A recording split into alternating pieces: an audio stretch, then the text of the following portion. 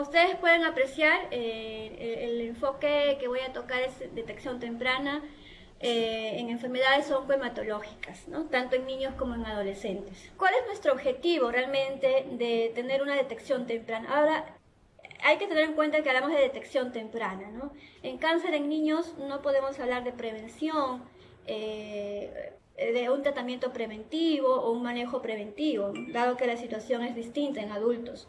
Nuestro primer objetivo es básicamente establecer criterios y procedimientos para mejorar nuestra detección, para mejorar nuestra sospecha, ¿no? Y es aquí en lo que quiero enfocarme.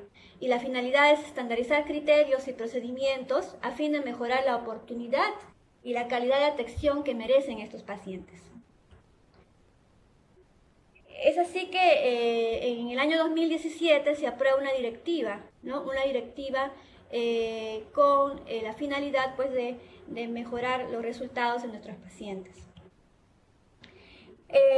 Enfocándonos ya básicamente en una evaluación integral dirigida en estos pacientes, uno de los parámetros que nosotros tratamos de englobar fueron los síntomas, ¿no? ¿Qué síntomas en estos pacientes nos van a representar una alta sospecha, una alta posibilidad de que estamos frente a una neoplasia hematológica en un paciente pediátrico? Uno de los principales síntomas y los más frecuentes es la fiebre. Y la fiebre persistente, una fiebre intermitente o una fiebre que puede estar durando más de 7 días y que se puede acompañar de una sudoración, una diaforesis importante. Muchas veces los que quizás tenemos o manejamos pacientes pediátricos, en más de una ocasión son pacientes que han sido evaluados por fiebre y en realidad el médico de familia o el médico de primer nivel que vio al paciente pues no enfatizó mucho en la fiebre, ¿no? A veces el paciente está con fiebre, le dan sus antipiréticos y va a la casa como algún cuadro viral. Sin embargo, aquel paciente que regresa reiterativamente, la madre que realmente está preocupada, en realidad hay que tomar mucha atención si es que es un paciente que ya está acudiendo por segunda o tercera vez por fiebre y no hay un foco evidente, es nuestra primera sospecha. Otro cuadro que podemos ver y enfatizar también en pacientes que pudieran tener alguna sospecha, es la cefalea o el dolor de cabeza que va increciendo, que va en aumento. Este dolor de cabeza puede despertar al niño de un momento a otro y sabemos que si se acompaña de vómitos o vómitos explosivos, podríamos estar ante un cuadro de una hipertensión endocraniana. Ahora, sabemos que otra de las neoplasias más frecuentes en niños son los tumores cerebrales. Sin embargo, también en cánceres hematológicos podemos tener un compromiso a nivel central. Por eso es importante tener en cuenta este otro síntoma. Otro síntoma importante en el paciente pediátrico es el dolor óseo. Sabemos también y conocemos que hay pacientes que refieren dolores óseos de crecimiento. Sin embargo, este dolor de huesos que en el último mes interrumpe las actividades del paciente, que han ido en aumento o el paciente deja de tener una actividad usual, entonces este dolor óseo es también importante y tomarlo en cuenta. Y otro síntoma, la pérdida de apetito, la pérdida de peso, la fatiga en los últimos 3 meses. Entonces tenemos 4 síntomas importantes que nosotros vamos a tener que enfatizar en aquellos médicos o enfermeras o cualquier personal de salud que ve por primera vez a un paciente. Entonces tener en cuenta la fiebre persistente, un dolor de cabeza que no tiene una causa y que realmente mortifica al paciente, dolores óseos que interrumpen las actividades del paciente y el resto de síntomas relacionados a malestar, pérdida de apetito, fatiga. Entonces son 4 síntomas importantes que tenemos que tener en cuenta para una evaluación integral de estos pacientes y nuestra primera sospecha de una enfermedad oncohematológica. En cuanto a los síntomas, también hicimos una valoración, cuáles son los signos que realmente nos van a despertar a nosotros esta alarma. Es la presencia de las petequias, moretones o sangrados anormales, ¿no? Muchas veces sí es cierto que vemos a los niños con moretones porque son pacientes que están en gran actividad, actividad física, y son pacientitos que en realidad vamos a tener frecuentemente moretones, pero en los miembros inferiores. Ahora bien, si el paciente tiene petequias, las petequias pueden aparecer sí en niños que no tienen plaquetopenia, quizás cuando lloran en la carita o cuando hay una fricción, un traumatismo, pudiesen aparecer petequias. Sin embargo, las petequias que aparecen espontáneamente, sobre todo en el dorso, en el pecho, en la barriga, o moretones o equimosis en los dorsos o en el abdomen, esos moretones o equimosis pues realmente no son probablemente normales. Otro signo importante es la palidez. Una palidez que se puede apreciar a nivel de conjuntivas, a nivel de las palmas de las manos o de los pies, o incluso también se puede apreciar en la mucosa oral. Entonces son pacientes que podían estar ante un cuadro de anemia, una anemia severa, ¿no? Otro signo importante es la presencia de ganglios. Esos ganglios que son mayores de 2 centímetros, que pueden estar localizados a nivel cervical, a nivel inguinal, pero que realmente sean duros, dolorosos, con una evolución más de o igual de 4 semanas, son ganglios también que tenemos que tener en cuenta. Ahora es común ver adenopatía o adenomegalias en los niños, en los infantes, en los preescolares, pero de manera reactiva, pero por lo general no sobrepasan los 2 centímetros, son bastante móviles, son blandos. Entonces eso también nos ayudaría a pensar que probablemente si son ganglios más grandes de 2 centímetros, tomarlos en cuenta también como un signo de sospecha precoz. La otra presencia también que pueden haber signos neurológicos focales de aparición aguda progresiva o convulsiones en pacientes sin fiebre o sin enfermedades neurológicas de base, también nos deberían hacer una alta sospecha de que el paciente pudiese estar frente a una probable neoplasia. Otros síntomas, la asimetría facial, cambios en el estado de conciencia o confusión, pues nos podrían hacer pensar más en tumores cerebrales, la dificultad para hablar, alteraciones en la visión, también pueden estar relacionados a compromisos neurológicos. Otro signo importante es la presencia de masa palpable, ¿no? Que pueden estar relacionados a una hepatomegalia, a una esplenomegalia, el aumento de volumen en cualquier región del cuerpo, en cualquier masa importante, o aumento también a nivel testicular. Por eso es importante un examen exhaustivo en un paciente pediátrico, revisarle básicamente si es que hay alguna tumoración, incluso también a nivel genital. Entonces, una vez que tengamos al paciente enfocado desde el punto de vista clínico, tenemos que también hacer exámenes básicos complementarios. En este manual también sugerimos, dentro de los exámenes básicos complementarios en niveles de en centros de primer nivel o segundo nivel, básico un hemograma. Un paciente que tengo palidez, un paciente que tengo algún síntoma de sangrado, en un paciente que ya les he comentado dolores óseos, en un paciente que hay alguna evidencia de compromiso neurológico, sea cual fuere dentro de estos signos o síntomas que ya les he mencionado, en primer lugar tenemos un hemograma, que es bastante accesible, bastante fácil de poder interpretarlo. Luego tenemos los estudios de imágenes, una radiografía, es importante una radiografía de tórax, ¿no? A veces podemos tener pacientes que tienen masas mediastinales, pueden tener un compromiso, un derrame pleural quizás que no se haya evidenciado al examen.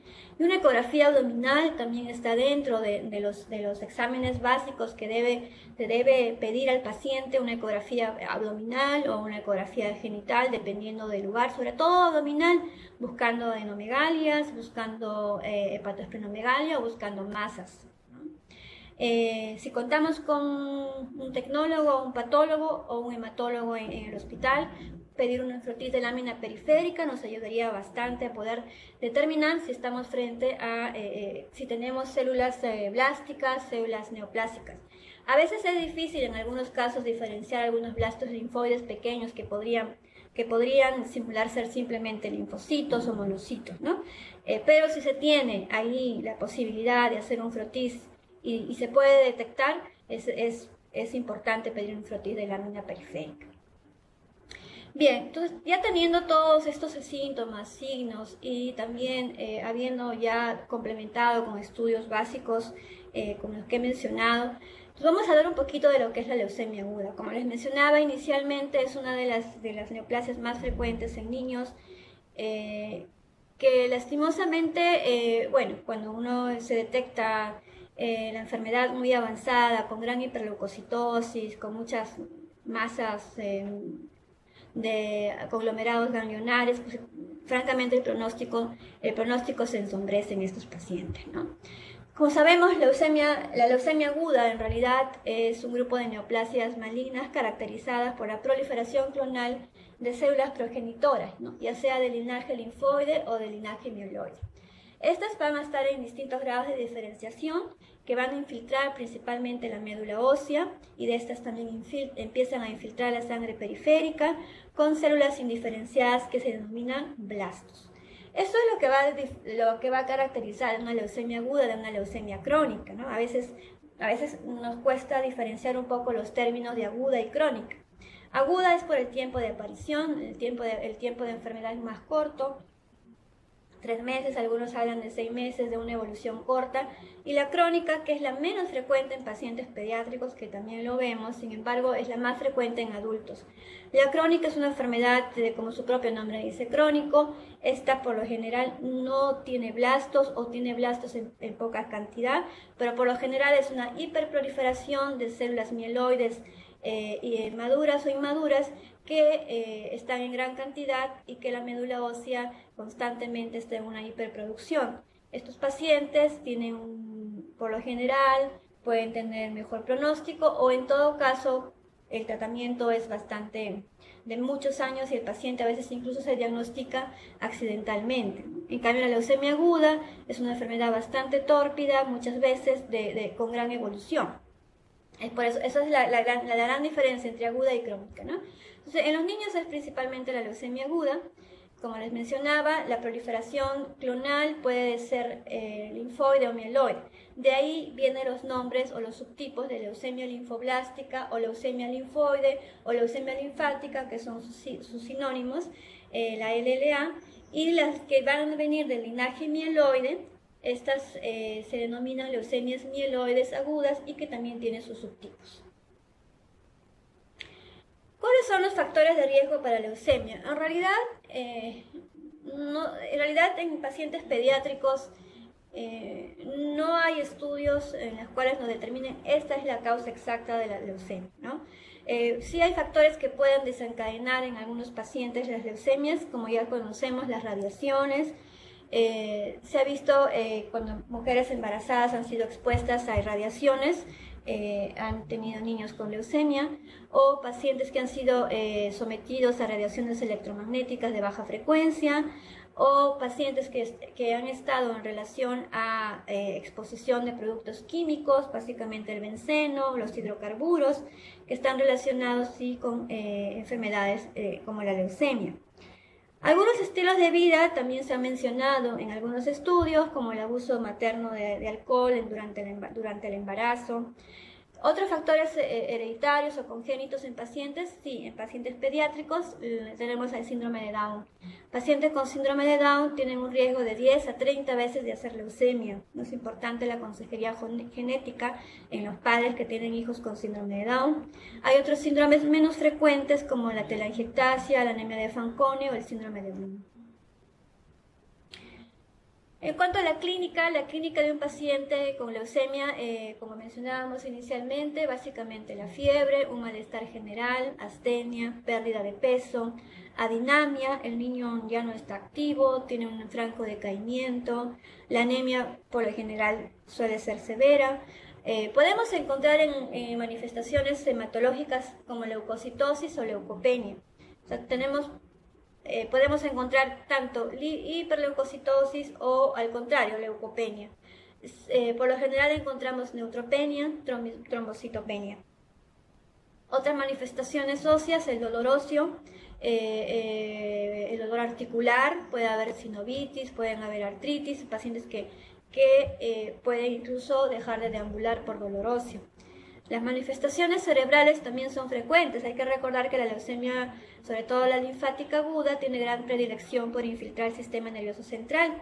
Algunos pacientes pueden debutar con manifestaciones neurológicas, como les decía, signos de hipertensión endocraniana o convulsiones. El sistema linfático es el principalmente afectado, hay grandes adenomegalias, adenopatías, hay hepatosplenomegalia, pueden haber hemorragias oculares también, parálisis, papiledema. Es importante también si se pudiera hacer un fondo de ojo en los pacientes que tuviesen alguna manifestación neurológica. Manifestaciones respiratorias también es frecuente. El paciente puede venir con infiltración leucémica como masa mediastinal. Pero es importante si tengo un paciente con leucocitosis o con sospecha de leucemia o linfoma. En este caso también tenemos que hacer una radiografía tan simple donde podemos evidenciar masas mediastinales. Y como les manifestaba también, es muy frecuente tener compromisos genitales, sobre todo en los varones, a nivel testicular. Estos son unas fotitos donde pueden apreciar las petequias, las lesiones dérmicas muy frecuentes en los pacientes, la distribución bastante difusa de estas lesiones en los pacientes, ¿no? Pacientes que también se encuentran un aumento claro de la parte testicular, en algunos puede ser unilateral o bilateral. Sabemos que el gol estándar de diagnóstico de un paciente con leucemia es hacerle un estudio de médula ósea, en la cual se determina la cantidad de blastos. Según la OMS, determina mayor al 20 o 25%, hacen el diagnóstico de leucemia linfoblástica aguda, o si dependiendo de la estirpe puede ser leucemia mieloide aguda. Aproximadamente el 80% de casos son las leucemias linfáticas agudas y un 20% son de estirpe mieloide. Esta es una imagen de nuestros pacientitos, como pueden apreciar, unos blastos linfoides en la zona, son los blastos, ¿no? Es un infiltrado homogéneo de células muy parecidas, y todos son blastos, ¿no? Los exámenes auxiliares es siempre el hemograma. Un hemograma es básico en los pacientes, ahí podemos determinar si hay anemia, si hay leucopenia, algún tipo de citopenia. Incluso podemos ver si es que hay blastos también haciendo un buen frotis de lámina periférica. Una vez que encontremos o sospechemos de un paciente con leucemia, es importante complementar un estudio de coagulación, ¿no? El estudio de coagulación nos puede determinar si un paciente aparte tiene algún compromiso, a una coagulopatía asociada. No es frecuente encontrar leucemias con coagulopatías, ¿no? Salvo que el paciente esté en sepsis. Sin embargo, es importante aquí aprovechar y hablar un poquito sobre la leucemia promielocítica. Dentro de las leucemias mieloides, que son, como dije, las menos frecuentes, pero dentro de este grupo tenemos la leucemia promielocítica o tipo M3, ¿no? Tenemos M1, M2, M3, M4, M5, M6, M7. De esos 7 tipos, la que tiene o la que puede cursar con una coagulopatía intravascular diseminada es la promielocítica. Esta enfermedad tiene la particularidad de que un paciente, cuando debuta con la enfermedad, realmente tiene grandes sangrados, ¿no? Como pueden debutar con hemorragias digestivas, rectorragias, sangrados intracraneales o múltiples petequias y con plaquetopenias muy severas. Esta enfermedad realmente es bastante tórpida, pero si se detecta tempranamente o si se piensa tempranamente y si se le da el soporte adecuado, este paciente, a diferencia del resto de leucemias, tiene casi un 80 o un 90% de sobrevida. Este paciente prácticamente se cura. Sin embargo, el primer mes o las primeras semanas de aparición de esta enfermedad puede llevarlo a la muerte si es que el paciente no es transferido adecuadamente a un centro donde se tenga un gran soporte transfusional.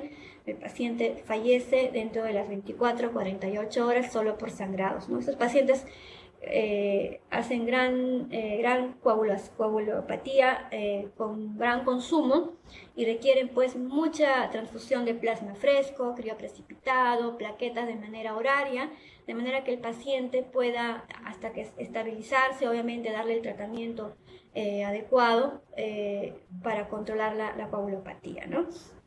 Es una entidad bastante particular y en la cual nosotros, los hematólogos, tratamos de de capacitar y educar a los médicos emergencistas, a los médicos de medicina interna, a todas las partes de los que están involucrados con la primera atención del paciente, en sospechar en este tipo de leucemia cuando el paciente viene con gran sangrado y con una coagulopatía, ¿no? Entonces, por eso es importante un estudio de coagulación en estos pacientes también. Luego, como ya sabemos, los estudios bioquímicos, siempre cuando ya tenemos la clara sospecha, pues recordemos que son pacientes que pueden hacer lisis tumoral espontánea, ¿no? La lisis tumoral espontánea, sobre todo en aquellos pacientes con leucemia linfática tipo T o con grandes masas mediastinales, esos pacientes hacen lisis espontáneamente y son pacientes que rápidamente pueden tener alteraciones metabólicas e incluso requerir diálisis, y son pacientes que ameritan pues una rápida atención. La radiografía, como ya les he mencionado, la ecografía también. Esto lo pueden encontrar en el manual de detección temprana, ¿no? Tenemos que diferenciar muy claro cuál es una derivación inmediata y cuál es una derivación urgente. La derivación inmediata está dentro de las 24 a 72 horas. El paciente ya debe estar en la unidad donde se maneje este tipo de pacientes. Es por eso que se crea este manual, ¿no? ¿En qué pacientes yo voy a derivar inmediatamente al paciente?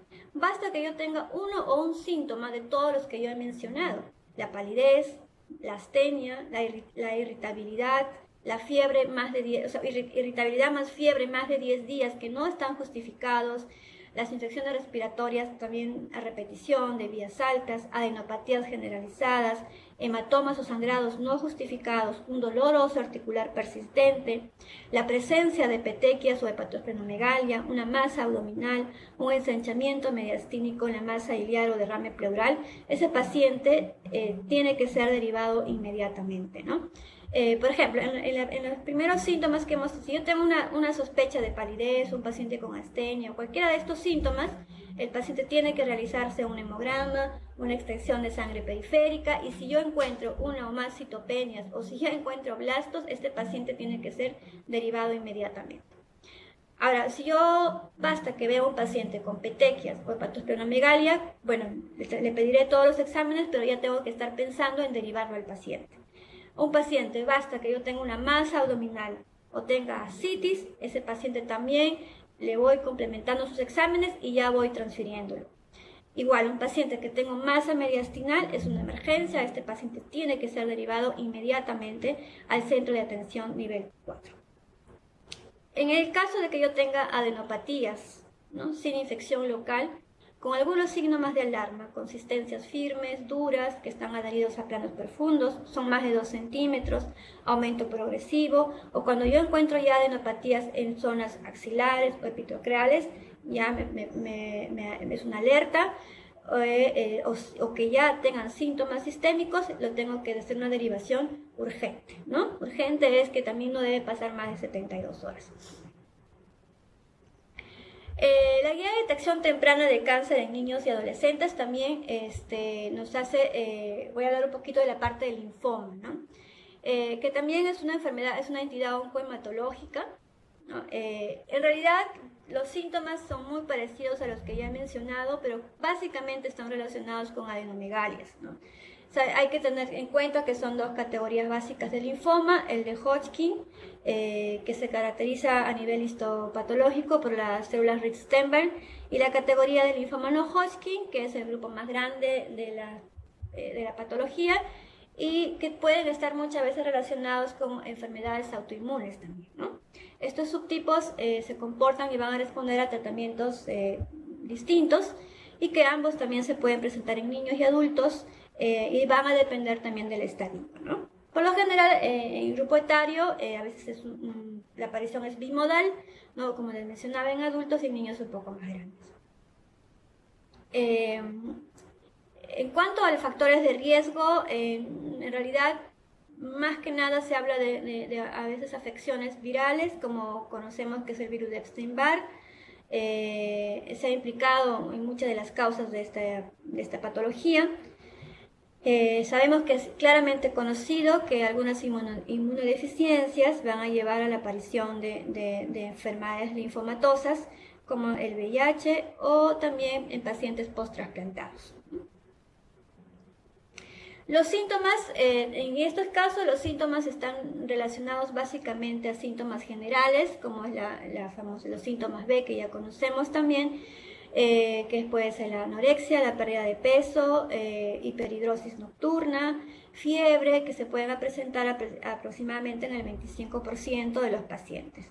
La afectación ganglionar, aproximadamente en el 80% de pacientes tienen adenopatías indoloras, que con frecuencia comprometen el área supraclavicular o cervical, ¿no? Y es necesario explorar todas las regiones linfáticas. Esto también se describe en el manual. Y otras afectaciones pueden presentar a nivel extraganglionar, ¿no? Como pueden estar comprometidos los pulmones, el hígado, los vasos, los huesos y la médula ósea. Aquí pueden haber claramente una adenopatía cervical muy sugestiva del linfoma. Realmente el paciente incluso le produce una asimetría facial. Aquí hay otro, ¿no? La evaluación física en un paciente con linfoma es muy importante, y con esto sumado también una evaluación radiológica. Se debe realizar una biopsia para el diagnóstico. Sabemos que esto es por biopsia, por exéresis, ¿no? A veces aquí también luchamos mucho con el BAF, pero lo que nos recomiendan es la exéresis completa del ganglio con un estudio amplio de inmunohistoquímica. Nos va a confirmar el diagnóstico. Dentro de los exámenes auxiliares, es importante los parámetros también hematológicos y químicos. El linfoma, probablemente el hemograma no esté muy comprometido. Hay cambios muy inespecíficos, ¿no? Que pueden estar relacionados con el grado de enfermedad, ¿no? Si yo tengo un paciente con una sospecha de linfoma y algún compromiso hematológico, ya puedo estar sospechando que es un paciente que puede tener una infiltración ya a nivel de médula ósea, ¿no? Es variable lo que podemos encontrar en el hemograma, pero sí es importante hacer un hemograma en estos pacientes. Es importante complementar con exámenes de sedimentación, proteína C reactiva, la DHL, y en algunos casos es necesario también estudios radiológicos, ¿no? El algoritmo de manejo de derivación es muy similar al paciente con leucemia. Tanto el paciente con leucemia como linfoma usa estos parámetros para poder derivarlo, ya sea inmediatamente o sea urgentemente. Luego otro también, bueno, aunque esto más que nada también quise enfocar un poco en pacientes con histiocytosis. Si bien es cierto, es una enfermedad heterogénea, ¿no? Algunos lo definen como una proliferación clonal de células dendríticas que tienen también similares características inmunológicas a las células de Langerhans epidérmicas, y estas pueden afectar varios órganos, ¿no? En realidad es controversial, ¿no? Si la proliferación es clonal, es maligna o es solo inmunológica, ¿no? Lo cierto es que es importante también tener en cuenta, porque hay algunos síntomas y signos importantes, ¿no? Dentro de la variedad de histiocytosis, creo que la más frecuente es la de Langerhans. También nosotros como hematólogos vemos mucho el síndrome del linfoestomofagocítico, que también es importante destacarlo, ¿no? La histiocytosis, bueno, también tiene algunos factores que están asociados, infecciones virales, se habla del citomegalovirus, del Epstein-Barr. Algunos pacientes tienen antecedentes de neoplasias previas o enfermedades tiroideas. Hay una mayor incidencia en pacientes con raza negra e hispanos y de nivel socioeconómico precario, ¿no? Uno de los síntomas básicos también es la fiebre, es el malestar general, la astenia, la pérdida ponderal, y los cuadros clásicos de estos son pacientes que tienen seborrea, dermatitis seborreica del cuero cabelludo, de ese tipo sarpullidos, exantemas. Entonces pacientes que tienen lesiones también ulcerosas o vesiculares detrás de las orejas, que comprometen mucho el cuero cabelludo, hay que sospechar de este tipo y que se asocian a otorrea. Entonces tener que pensar en esta patología. Esta no es muy frecuente, pero también puede infiltrar la médula ósea.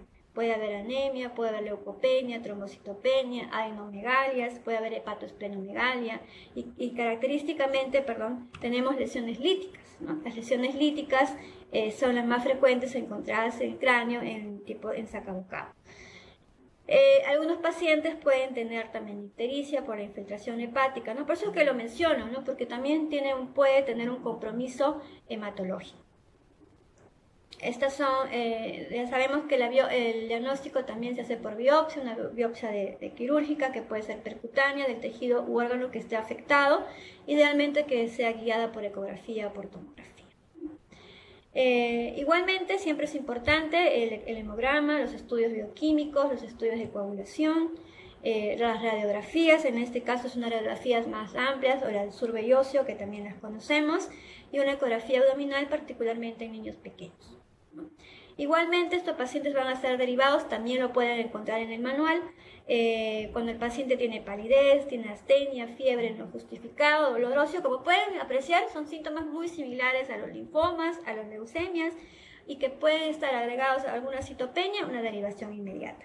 Pacientes que están con hepatosplenomegalia, ictericia, dificultad respiratoria, pacientes que también tiene que ser derivado inmediatamente, o que en alguna radiografía encontremos lesiones líticas, este paciente también tiene que ser derivado inmediatamente, ¿no? O en pacientes que tienen adenopatías, que vemos otorrea, seborrea, o tumores o úlceras en cuero cabelludo o en partes blandas, la derivación también tiene que ser urgente. Esto es más o menos un algoritmo que se hizo con el grupo con el que se trabajó. Es un paciente que acude a consulta, el médico le realiza la anamnesis, si hay los síntomas o al examen físico encontramos algún tipo de sospecha de un paciente con neoplasia hematológica o oncológica, el paciente tiene que ser... se le tiene que hacer la derivación. Si el paciente tiene los criterios, el paciente se tiene que realizar los exámenes, y luego si el paciente en algún examen es